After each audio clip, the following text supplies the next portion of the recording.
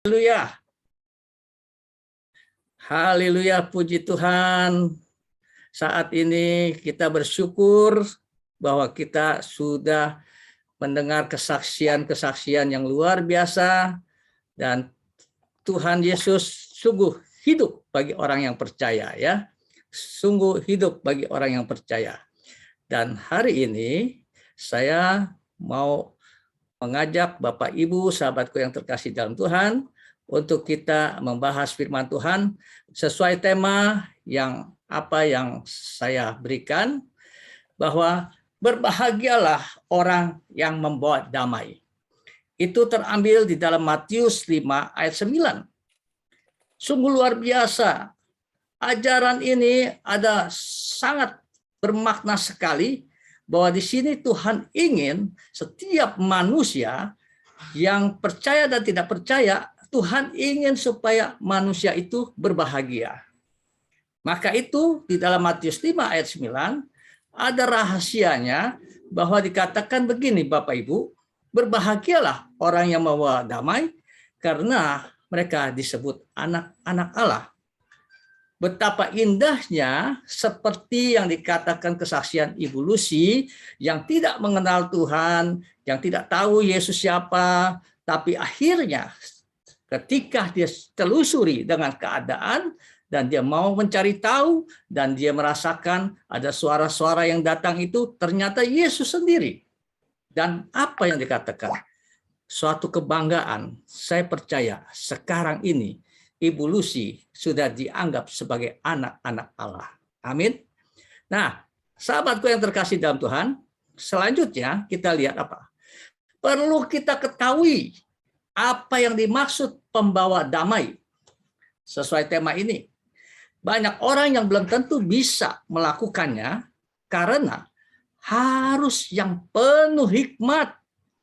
Intinya orang yang bisa pembawa damai itu, ya, intinya adalah orang yang penuh hikmat, dia baru bisa melakukan.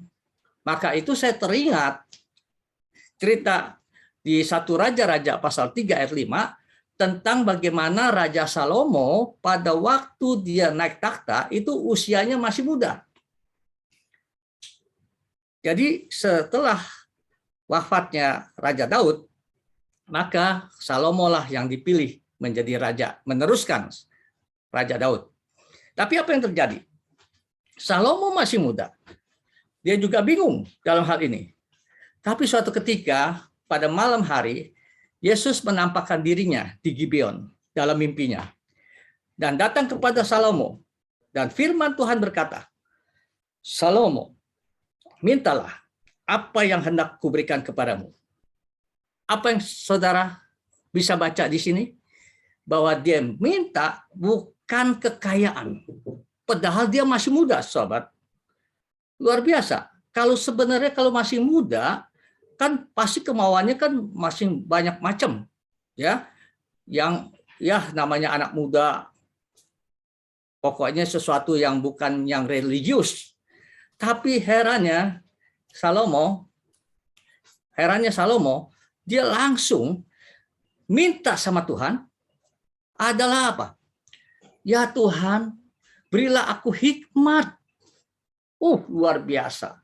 Ketika Tuhan melihat permintaan Salomo tidak macam-macam, maka Tuhan berikanlah hikmat yang datangnya dari Tuhan, bahkan dengan bonus-bonus.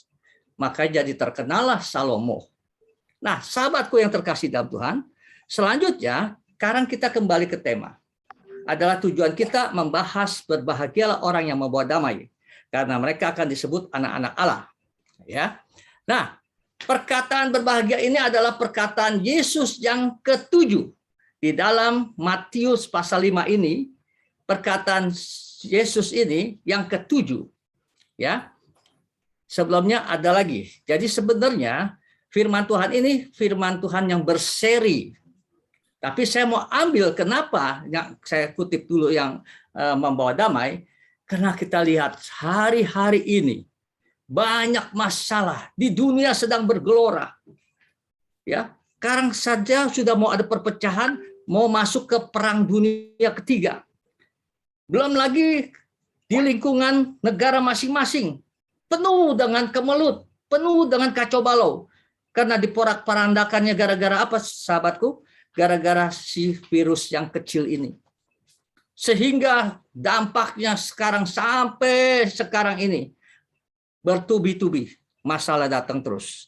Sampai ekonomi dan morat-marit jadinya. Nah, sahabatku yang terkasih, pengajaran ini sangat mengandung arti. Dan Yesus mengajarkan agar setiap orang yang mau percaya dan melakukannya akan alami kebahagiaan. Jadi hari ini, mari kita sikapi firman Tuhan ini bahwa ada rahasia kebahagiaan yang akan kita bisa dapat. Nah, kira-kira apa ya kita akan lanjutkan? Di dalam Injil Matius ini menceritakan mengenai Tuhan Yesus memberitakan kabar baik di bukit. Ya, di dalam kitab Injil Matius.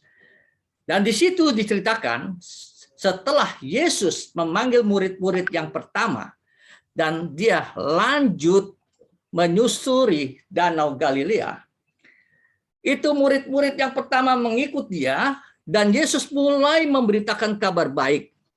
Bahkan juga pada saat itu, Yesus juga menolong orang-orang yang sakit, menolong orang yang susah, yang mereka itu ada kerasukan dan macam-macam masalah. Tuhan datang pada saat itu, dia menyembuhkan. Dan akhirnya berbondong-bondonglah orang banyak mengikutinya.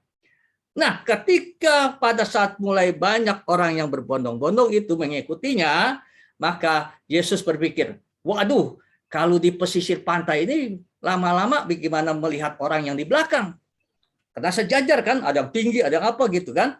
Nah, akhirnya Yesus ambil sikap, dia naik ke bukit. Nah, ketika dia naik ke bukit, barulah dia bisa melihat banyak orang itu. Dan inilah titik awalnya Yesus khotbah di bukit.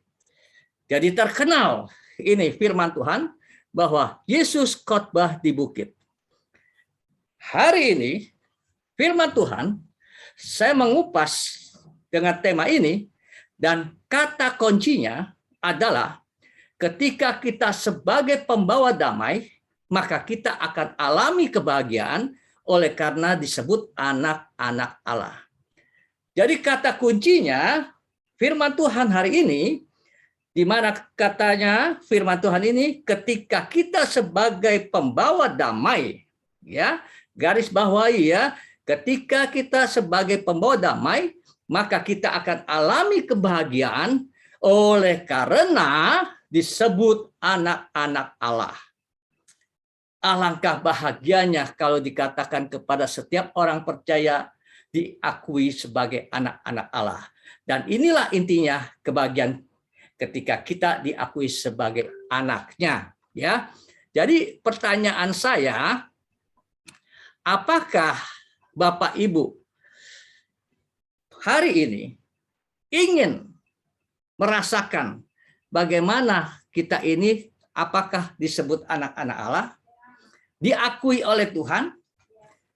Nggak bedanya tadi Ibu Lucy, Tuhan sendiri yang datang, Tuhan Yesus yang datang dalam hidupnya. Yang dikatakan notabene-nya Tuhan Yesus itu, ya, dia tidak kenal siapakah Tuhan Yesus itu. Latar belakangnya pun juga berbeda, bukannya Nasrani. Tapi kenapa Tuhan Yesus mau datang? Inilah suatu anugerah yang luar biasa, kalau saya boleh katakan. Jadi Tuhan memilih.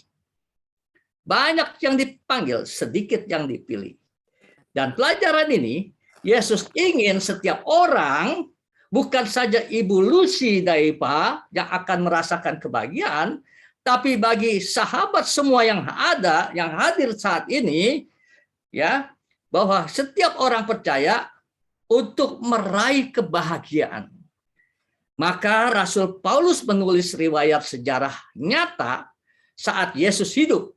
Dan Matius mencatatnya. Dan inilah awal Yesus khotbah di bukit.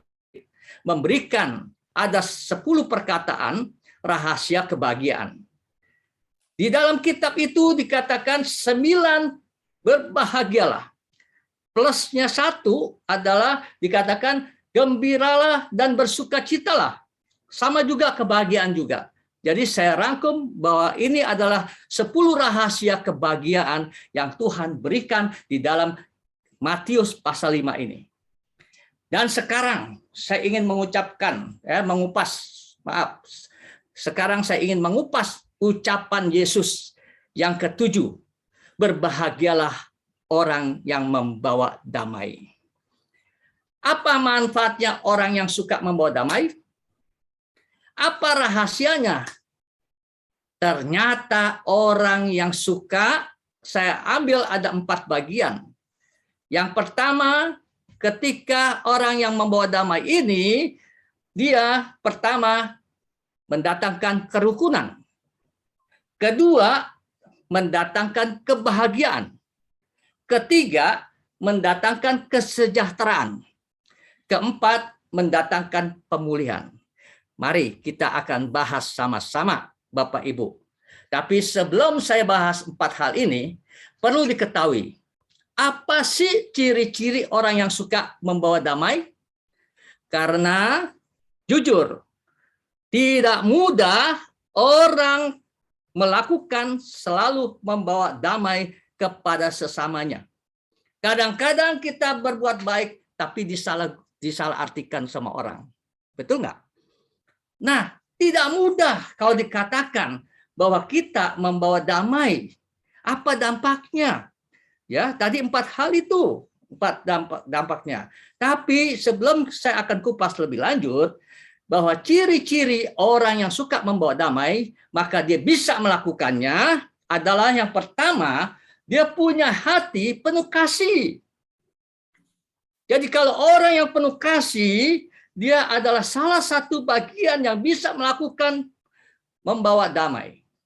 Kedua, dia punya sikap pribadinya juga harus bijaksana. Ketiga, dia harus penuh dengan hikmat. Dia harus berhikmat. Seperti Salomo berkata, Tuhan, apa yang kau tawarkan, aku hanya ingin hikmat yang datangnya dari Engkau Tuhan, supaya aku bisa memerintah rakyat ini yang begitu banyak. Karena aku masih muda, aku tidak ngerti. Jadi dia minta hikmat dari Tuhan, tuntunan Tuhan untuk menjadi raja. Luar biasa rendah hatinya Salomo. Nah, yang keempat, ciri-cirinya adalah dia bertindak adil. Demikianlah Salomo luar biasa hikmatnya. Maka dia bisa bertindak adil. Maka orang-orang yang dikatakan membawa damai ini, dia mempunyai sikap bertindak adil kepada siapapun. Dia tidak pilih kasih. Yang kelima, dia memiliki murah hati. Yang keenam, dia juga tulus menghadapi apapun. Dia tidak kompromi, tidak bisa dibeli, tidak bisa disuap. Jadi dia akan selalu mendatangkan damai. Yang ketujuh, dia adalah orang yang jujur. Kalau demikian, inti dari ciri-ciri ini, maka percaya dah, Bapak Ibu akan bisa melakukan sebagai pembawa damai. Bapak Ibu yang terkasih dalam Tuhan, 4 hal yang suka membawa damai ini, yang tadi saya sudah kupas, ya, yang saya sudah catat itu tadi. Sekarang kita kupas. Bagian pertama, mendatangkan kerukunan. Kenapa dibilang bahagia? Ya, coba kita lihat apa sih maksudnya kerukunan ini. Jadi kerukunan ini artinya menjadikan suasana yang sedang tegang, kacau, dibuat jadi damai dan menjadi akur kembali. Di mana ada keributan, di mana ada peperangan, puji Tuhan, Indonesia, Bapak Presiden kita Jokowi menjadi satu kebanggaan kita bagi bangsa Indonesia, bahwa dia dipilih jadi sebagai ketua pendamai dunia, luar biasa. Dia jadi ketua G20. Dan sekarang dia ajukan untuk supaya memberikan damai, mengajukan perdamaian untuk Rusia dan Ukraina. kita bangga bagi Indonesia yang dulu dianggap sepele di mata dunia. Tapi sekarang Indonesia sedang diangkat Tuhan. Luar biasa. Jadi artinya dikatakan mendatangkan kerukunan. Jadi orang-orang yang membawa damai ini, dia selalu membawa orang supaya jangan ribut, supaya jangan berantem, supaya jangan ada perpecahan. Akhirnya diajarkan untuk menjadi rukun kembali dan menjadi harmonis. Dikatakan hidup rukun nggak bikin rugi kok. Betul nggak? Ada nggak kalau orang yang hidup rukun jadi rugi? Saya rasa nggak ada. Ya. Bahkan hidup rukun dan damai mendatangkan berkat. Coba kita lihat ayatnya yuk. Ada ayatnya Bapak Ibu.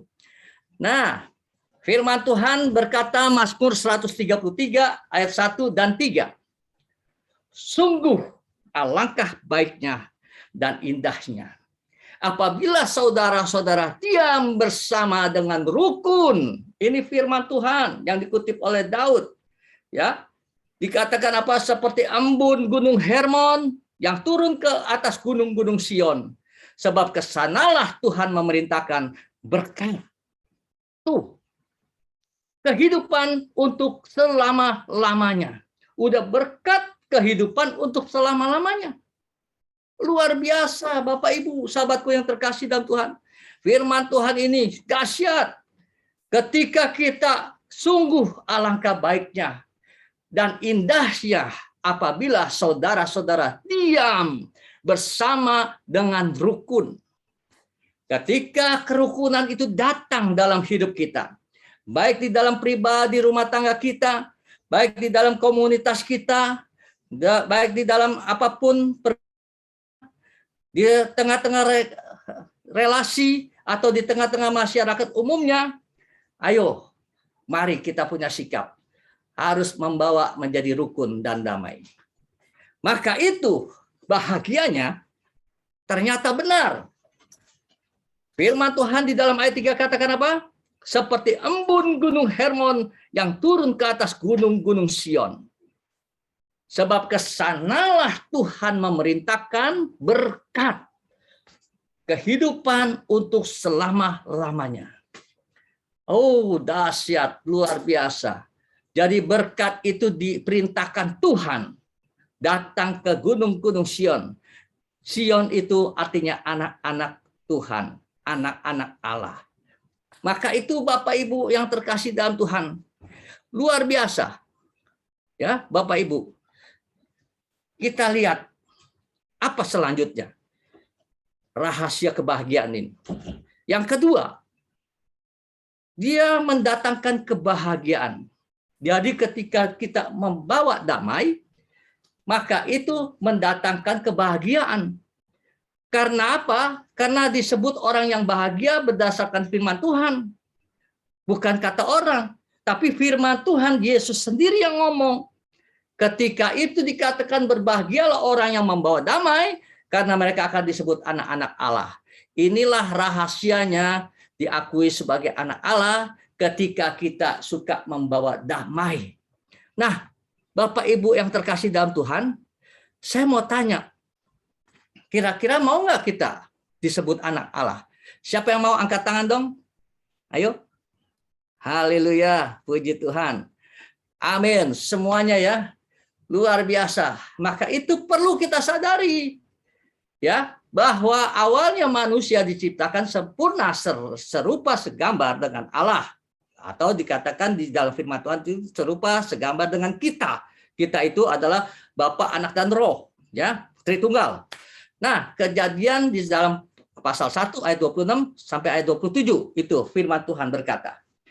Dan dasarnya adalah manusia diciptakan itu murni. Tetapi ketika manusia Adam dan Hawa diperdaya oleh si ular tua, maka manusia jatuh di dalam dosa.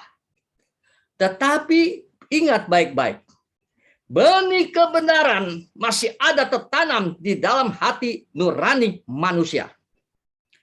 Jadi kembali, ya, tidak semua manusia itu berbuat dosa itu. Jadi kembali tidak tidak semua manusia yang berdosa. Atau manusia yang berdosa tidak semuanya dia jahat. Karena awalnya memang sudah dari awalnya itu jatuh dalam dosa manusia. Jadi dosa keturunan itu jatuh kepada manusia turun-temurun. Tapi semua orang yang dikatakan yang berdosa ini turun-temurun, tidak semuanya akan menjadi jahat. Kenapa? Karena dia masih ada hati nurani kebenaran firman. Kenapa ada orang yang dikatakan masih bisa berbuat baik, membawa damai? Nah, coba, kenapa? Buktinya kenyataan di dunia ini bukan semuanya jahat. Kenyataan di dunia ini bukan semuanya yang dikatakan keturunan berdosa ini jadi jahat. Tapi kita lihat, kok buktinya banyak hal manusia masing banyak yang berbuat baik. Bahkan yang tadinya tidak mengenal Tuhan, merasakan di dalam kegelapan, tapi Tuhan datang secara pribadi. Amin. Maka itu Bapak Ibu sahabatku yang terkasih dalam Tuhan, yuk kita lihat lagi selanjutnya. Apa? Jadi ternyata begini Bapak Ibu. Mazmur pasal 14 ayat 2. Tuhan memandang ke bawah dari surga kepada anak-anak manusia untuk melihat apakah ada yang berakal budi dan yang mencari Allah. Nah, jadi ketika saya dapat ayat ini, maksudnya apa Tuhan? Tuhan memandang ke bawah dari surga kepada anak-anak manusia untuk melihat.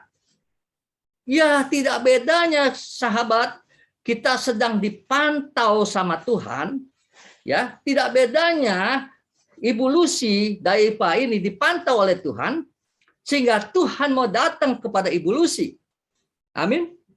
Artinya, bagi orang punya akal budi yang mencari Tuhan, dialah orang yang bisa membawa damai, karena roh kebenaran ada padanya.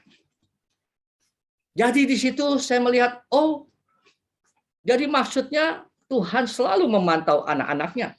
Cuman dia kepingin anak-anaknya ini sadar, harus berakal budi, jangan ikut emosi, jangan ikut secara arogan, jangan ikut seperti orang dunia, ya, keinginan daging hawa nafsu, tapi berakal budilah Tuhan katakan firman-Nya.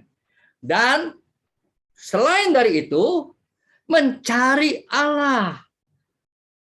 Bapak Ibu, ketika kita berakal budi, mau membaca firman, merenungkan firman, mau belajar firman, maka timbullah akal budi, hikmat yang datang dari Allah. Dan kita secara tidak langsung ada keinginan mencari Tuhan. Makanya tidak heran dikatakan akhirnya Ibu Lucy Daipa dia mencari Tuhan. Ingin mau tahu, mengenal secara lebih jelas lagi kepada Yesus. Amin. Maka itu tidak heran dikatakan dia akan menjadi kesaksian yang hidup. Demikianlah orang-orang yang berakal budi, yang mencari Tuhan ini, dia bisa menjadi pembawa damai. Karena roh kebenaran itu akan menuntun hidupnya. Haleluya. Dan selanjutnya Bapak Ibu, yang ketiga. Ketiga itu ketika kita ini adalah seorang pembawa damai, mendatangkan apa yang ketiga? Mendatangkan kesejahteraan. Apa yang dimaksud kesejahteraan? Artinya selalu memberikan solusi di saat melihat orang susah, yang tidak mampu mengulurkan bantuan sesuai yang dibutuhkan, atau orang yang sedang lagi masalah beban berat, maka kita menjadi solusi untuk memberikan pengertian, memberikan hikmat kepada mereka, dan untuk mereka ada jalan keluar. Maka dia akan menjadi sejahtera. Lukas 1 ayat 79 berkata apa? Orang yang mendatangkan kesejahteraan ini adalah seperti ini.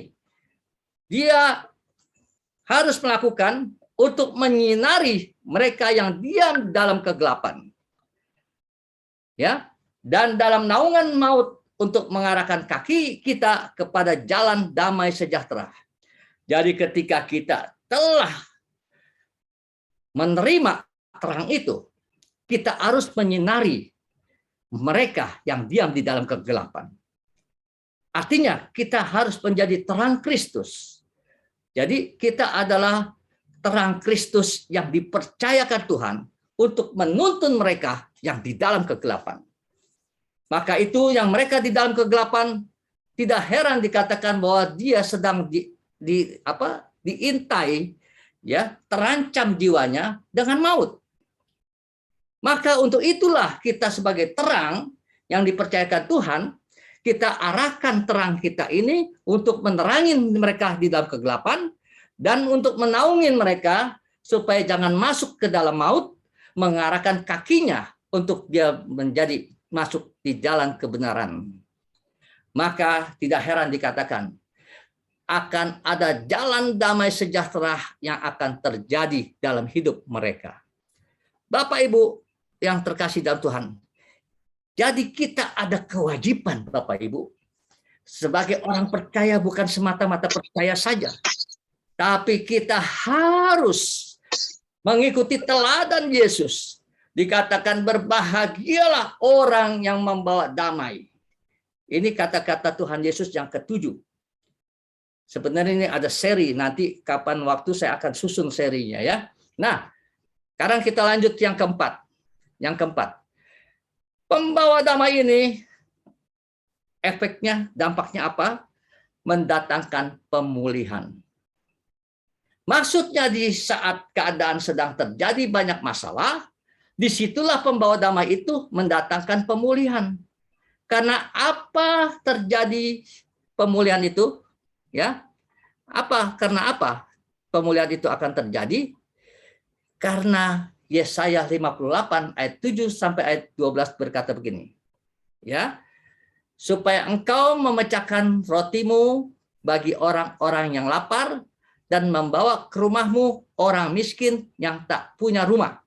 Dan apabila engkau melihat orang telanjang, supaya engkau memberi dia pakaian dan tidak menyembunyikan diri terhadap saudaramu sendiri. Dan lanjut kita bisa baca kelanjutannya di rumah masing-masing. Ya, tapi intinya adalah ketika kita memulihkan, ketika pembawa damai itu, kita wajib untuk memulihkan mereka-mereka orang yang susah.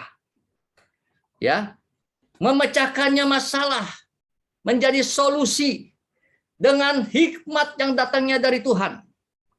Maka kita selalu ada menjadi di tengah-tengah mereka yang sedang lagi masalah. Kita bisa arahkan mereka dengan kasih. Kita arahkan mereka dengan perkataan firman. Kita arahkan mereka hikmat yang tuntun kita untuk berkata-kata kepada mereka. Sehingga disitulah mereka akan merasakan kenyamanan. Tadinya tidak ada harapan. Tadinya berkata, saya rasanya udah berat hidupku. Rasanya aku tidak sanggup lagi. Aku ingin bunuh diri saja. Banyak hal yang terjadi hari-hari ini. Kenapa? Karena ekonomi sedang lagi berat-beratnya. Masalah sedang berat-beratnya di dunia ini. Apalagi kita dengar ada terjadi peperangan ini yang akan bisa mencetuskan perang dunia ketiga. Kalau itu terjadi, mengerikan dunia ini. Bapak Ibu yang terkasih dalam Tuhan, mari kita menjadi sebagai pembawa damai. Maka untuk memulihkan keadaan yang morat-marit, keadaan yang mereka kacau balau ini, dengan kesejukan. Maka itu firman Tuhan di dalam 1 Raja-Raja 3 ayat 16-28, dan saya bacakan aja ayat yang 25 aja. Ya, itu adalah kejadian. Kejadian apa? Pada saat ada 2 orang wanita sama-sama melahirkan, sama-sama mempunyai bayi yang sama, laki-laki. Dan saat itu yang satu kena ketiduran oleh ibunya, terhimpit dan tidak bisa bernapas, dan akhirnya meninggal anaknya. Dan akhirnya diam-diam dia tukar bayi yang bukan dia punya, dia tukar kepada bayi yang masih hidup, yang bersebelahan itu. Dan akhirnya ributlah mereka dan dibawa ke depan di hadapan Raja Salomo. Yang luar biasa, sampai saya tercengang pada waktu awal-awal membaca firman Tuhan ini.